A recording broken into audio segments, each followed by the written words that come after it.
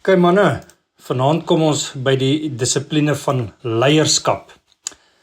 Nou, persoonlik dink ek dat leierskap 'n onderwerp is wat al holriggery is, spesifiek in die kerk. Want ek dink julle sal dalk saamstem met my dat die moderne kerk fokus so baie op leierskap, dat dit lyk soms asof daar 'n kerk is van 100 mense, dan wil hulle hê 90 van hulle moet leiers in die kerk wees. So daar's in die moderne kerk is daar 'n geweldige fokus op leierskap.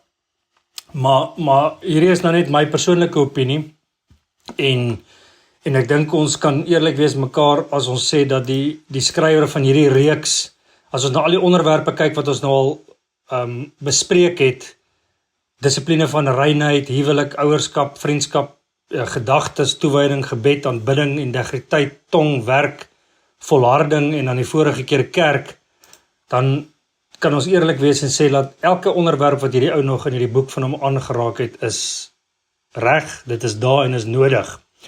So, dan moet, en hierdie sê ek nou vir myself, dan moet ek ook aanneem en aanvaar en glo dat die dissipline van leierskap is nodig, want hy het nog nie op enige ander plek in die reeks het hy 'n fout gemaak nie, so hier sal hy ook definitief ook nie 'n fout maak nie.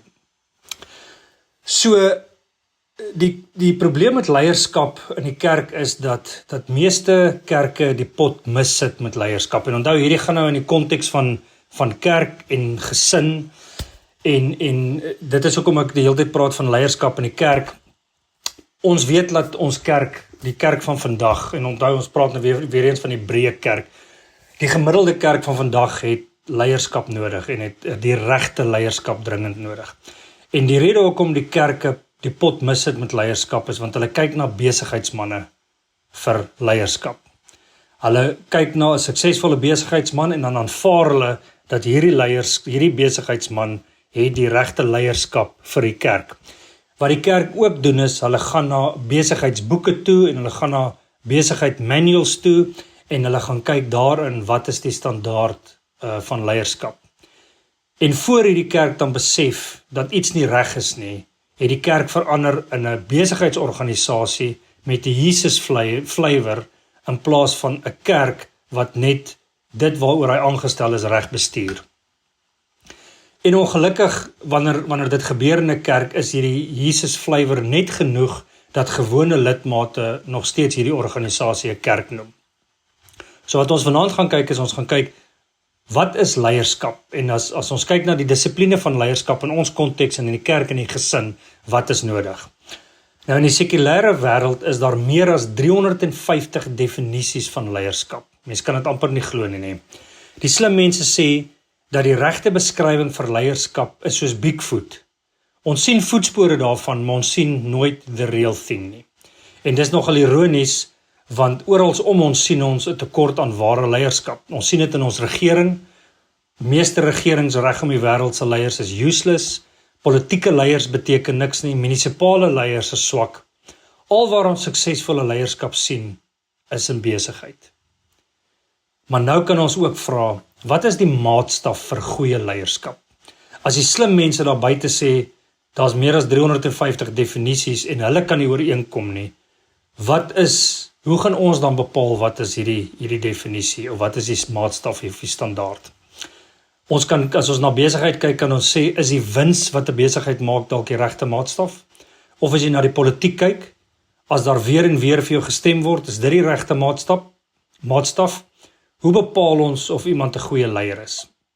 Nou as ons 'n bietjie terugdink aan die sessies en die onderwerpe wat ons na al gekyk het, sien ons dat dit baie duidelik uitstaan dat die kerk 'n tekort het aan manne wat opstaan en hulle lewens lei volgens die woord van God. Ons het al baie daaroor gepraat dat manne die minderheid is in die kerke, manne is minder geestelik ingestel as vrouens, manne gaan minder kerk toe, manne lees minder Bybel, manne bid minder, manne is minder betrokke by hulle eie kinders. En wat ons hierdie reeks sover gesien het en wat uitstaan is, dat omdat manne geestelik onttrek uit hulle gesinne uit, is dit moeilik vir die gesinne om reg te funksioneer en die gesinne trek swaar. En as gesinne swaar trek, dan trek die kerk swaar. En as die kerk en die gesin swaar trek, dan trek die gemeenskap swaar. So as ons dan gaan kyk na leierskap, moet ons onthou dat ons kyk uit na leierskap uit 'n Bybelse oogpunt uit. Ons kyk daarna uit die konteks van die kerk en uit die konteks van die gesin. En met ons vorige sessie het ons gekyk na die dissipline van kerk, en ek dink ons het deur die reeks al baie gesprekke gehad oor kerk, en dat almal van ons wat hier is besef die belangrikheid van 'n Bybelse kerk. So wat ons dan sien is, dat God ander standaarde het vir leierskap as wat die wêreld het, of as wat besigheidsmense het. God se standaard is nie gebou op jou vermoë en jou kwalifikasies nie. God se standaard is gebou op jou karakter. En dis hier waar die probleem inkom. Want omdat daar 'n tekort van manne in die kerk is daar dan outomaties 'n tekort van manne met karakter, met goeie karakter in die kerk. Nou die huidige stats wys wêreldwyd. Ekskuus, dit was my verskriklike groot hond wat hier langs my lê. Ek weet nie of julle dit gehoor het nie. Okay, nou die statistiek wêreldwyd in die kerk is huidiglik dat 41% van kerklidmate is mans en 59% is vrouens. En dit wys vir ons dat daar's 'n probleem, en ons weet daar's 'n probleem, ons het dit al genoeg bespreek in hierdie reeks, dat daar's 'n tekort aan manne in die kerk. Nou wat ons ook al baie bespreek het in hierdie reeks is, dat as ons 'n verandering in ons gesin en ons kerk wil hê, dan moet dit by ons begin. Ons wat hier sit moet verander. Ons moet al hierdie dissiplines wat ons in die reeks deurgewerk het, toepas in ons eie lewens, as ons 'n verskil wil maak. En ons moet seker maak, ons maak veranderings in samewerking met die Heilige Gees en die Woord van God. As ons dit anders gaan doen, gaan ons maar net soos die wêreld lyk, en ons gaan net, as ons oor 'n jaar of so terugkyk, dan gaan ons sien dat ons leierskap lyk maar net soos onsself. Dit is gebaseer op ons eie vermoëns. En soos al die ander dissiplines, gaan ons met hierdie dissipline ook kyk na wat die Woord van God sê. Daar's 2 spesifieke gedeeltes wat ek vir ons wil lees, wat gaan oor die karaktereienskappe. En die eerste een is Titus 1 vers 5 tot 9. Hiervoor het ek jou in Kreta laat agterbly, dat jy onafgehandelde sake kan afhandel en in elke dorp ouderlinge kan aanstel, soos ek aan jou opgedra het. Dit moet iemand wees wat onberispelik is, 'n man met 1 vrou en met gelowige kinders, wat nie van losbandige gedrag beskuldig kan word of opstandig is nie. Want 'n opsiener moet as bestuurder oor die huishouding van God onberispelik wees, nie eiesinnig of humeurig nie, iemand wat nie te veel drink of skoorsoekerig is of oneerlike wins najag nie, maar gasvry, lief vir die goeie, verstandig, regverdig, toegewys en selfbeheerst. Hy moet hom hou aan die betroubare woord in die ooreenstemming met die lering, sodat hy deur die gesonde leer kan bemoedig en ook hulle wat dit teengaan verkeerd kan bewys. En die ander gedeelte is die parallelle gedeelte van hierdie gedeelte in 1 Timoteus 3 vers 1 tot 7. As iemand na amp as opsiener streef, begeer hy 'n goeie taak. 'n Opsiener moet onberispelik wees. 'n Man met net 1 vrou, beheerd, verstandig, goed gemanierd, gasvry en in staat om onderrig te gee.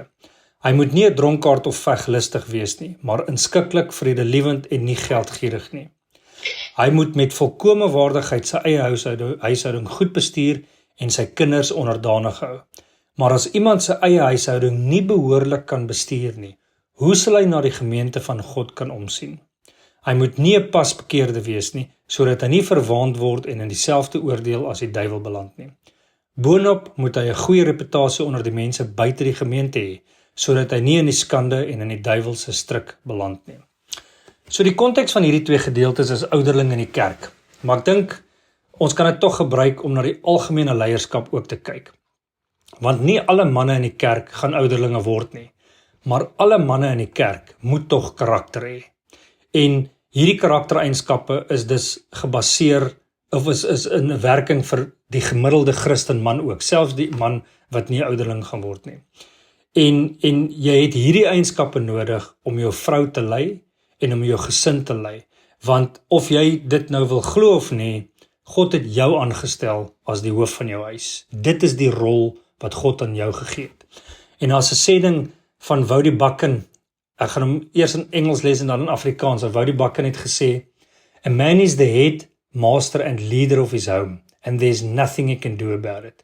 He will either lead effectively or he will lead poorly, but he will lead.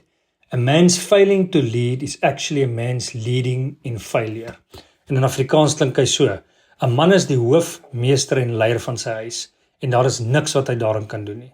Hy sal of effektief lei, of swak lei, maar hy sal lei. 'n Man wat nie lei nie, lei in werklikheid deur mislukking. So, manne, ons is die leiers van ons huise, en daar's 'n paar dinge wat jy moet weet as die hoof van jou huis. En die eerste een is, jy moet die Bybel beter ken as jou vrou. Jy moet die geestelike leier wees in jou huis. Jy moet geestelike beheer vat van jou hele gesin. Dit is jou verantwoordelikheid as man van jou huis, dat jou vrou en kinders die waarheid van die Bybel geleer word. Deur jou by die huis met huisgodsdiens, jy moet verseker dat jou vrou en kinders saam met jou in 'n Bybelse kerk is. Jou vrou en jou kinders moet soveel vertroue en vrymoedigheid in jou hê, dat as hulle vra het oor die Bybel, moet jy die eerste persoon wees waartoe hulle gaan. En die probleem ongelukkig huidiglik in die kerkstruktuur is dat die kerk word die geestelike autoriteit van die gesin. Met ander woorde, as die vrou of die kinders enige Bybelvrae het, gaan hulle altyd eers, die kinders gaan na die sonnaarskooljuffrou toe, en die vrouens gaan na iemand toe in die kerk. En dit is verkeerd, want jou kerk is nie veronderstel om die geestelike autoriteit te wees nie. Jy moet dit wees in jou huisgesin. Jy kan dan gaan vra of gaan uitvind as jy nie die antwoorde het nie. Die Bybel verwys na gelowiges as skape, en jou leraar word gebeeld as 'n herder. En as ons kyk na 'n skaapwagter stap altyd voor die skape. Bokke word aangejaag en skape stap agter 'n herder aan. En in jou konteks van die gesin moet jy stap. Jy moet die voorbeeld stel. Jy moet alles doen geestelik wat jy verwag van jou kinders en van jou vrou af. En dit is hier waar ons dissipline nodig het, en dis hier waar ons leierskap nodig het, of leiereienskappe nodig het. Ek en jy kan nie vir ons kinders, en dalk in 'n minder mate vir ons vrouens sê, jy moet doen wat ek sê nie, en nie doen wat ek doen nie, want dan is jy skynheilig. Jy moet die voorbeeld stel van 'n godvreesende man, deur om eerstens jou eie sonde aan te spreek. Jy moet die heiligmakingsproses baie ernstig opneem. Dit moet aktief deel wees van jou daaglikse lewe. Want dit is hoe jy aan jou eie karakter gaan skaaf. Jy moet Romeine 8 vers 28 en 29 baie ernstig opneem as hoof en leier van jou huis. En daar het Paulus geskryf, ons weet dat God alles ten goeie laat meewerk vir hulle wat hom liefhet, vir hulle wat volgens sy voorneme geroep is. Want hy het hulle wat hy reeds tevore geken het, ook vooruit bestem om gelykvormig aan die beeld van sy seun te word. Met ander woorde, godvreesende man sal elke dag ernstig poog om meer en meer soos sy Here Jesus Christus te wil lyk, sonder om skynheilig te wees. En wat ek en jy as manne moet onthou, is jou vrou weet wie jy regtig is, en jou kinders weet ook wie jy regtig is. Dit is baie maklik vir ons om Sondag die mense by die kerk 'n rad voor die oë te draai en om hierdie skyn van heiligheid te hê, maar jou vrou en kinders weet wie jy regtig is. So waar gaan ons dissipline toepas?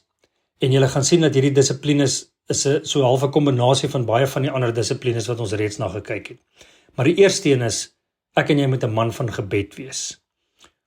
Jy moet bid vir jou vrou en vir jou kinders. Jy moet wanneer jy alleen is bid vir hulle, ook wanneer jy voor hulle is moet jy bid vir hulle. Ek en jy moet bid en ons moet God smeek dat jy moet bid dat hy aan jou die begeerte sal gee om hom beter te leer ken. Jy moet toegewyd wees aan jou Bybel as die hoogste autoriteit. Jy moet toegewyd wees om jou Bybel te bestudeer. Jy moet toegewyd wees om kerk toe te gaan. En jy moet ook toegewyd wees om aktief in jou kerk te wees. Jy moet betrokke wees by jou kinders se Bybelse opleiding. As jou kinders in 'n sonnaarskool is, moet jy aktief betrokke wees daarby. Jy moet weet wat hulle geleer word en jy moet eintlik voor die tyd al weet wat hulle geleer word en nie na die tyd probeer uitvind nie. Jy moet ook betrokke wees by jou vrou se geestelike proses. Jy moet weet wat sy leer, as sy nie weet wat sy boeke om te lees nie, of wat sy Bybelstudies om te doen nie, moet jy dit saam met haar doen, of jy moet haar in kontak sit, of jy moet haar leer hoe om regte Bybelstudie te doen. En ek wil weer hierdie quote van Woudy Bakken lees met dit in gedagte. 'n Man is die hoof, meester en leier van sy huis, en daar is niks wat hy daarin kan doen nie. Hy sal of effektief lei, of swak lei, maar hy sal lei. 'n Man wat nie lei nie, lei in werklikheid deur mislukking. So jou leierskap bepaal die geestelike roete van jou vrou en van jou kinders. En dit kan jou leierskap kan dalk ook die roete bepaal van jou hele familie, van jou vriendekring en selfs van die mense by jou werk. Nou, God het vir my en jou nie nodig om enigiets te doen nie. God is almagtig en God sal regkry en hy sal doen wat hy ook al beplan het. Maar God het besluit in sy perfekte wysheid om ons as manne te gebruik in ons gesinne. En die gesin is die beginpunt van alles. Dit is die eerste verhouding wat God ingestel het, is die gesin. Met ander woorde, as ons 'n invloed wil hê op ons kerk, as ons 'n invloed wil hê op ons omgewing, as ons 'n invloed wil hê op ons land, dan begin dit by die gesin. En jy as hoof van jou gesin is aangestel om daai beginpunt te wees. So die dissipline van leierskap gaan oor jy wat die voorbeeld vir jou gesin moet stel. En daarna sal dit dan uitbrei na die ander verhoudings toe. So ek en jy is die leiers van ons huise en ons moet voorvat altyd.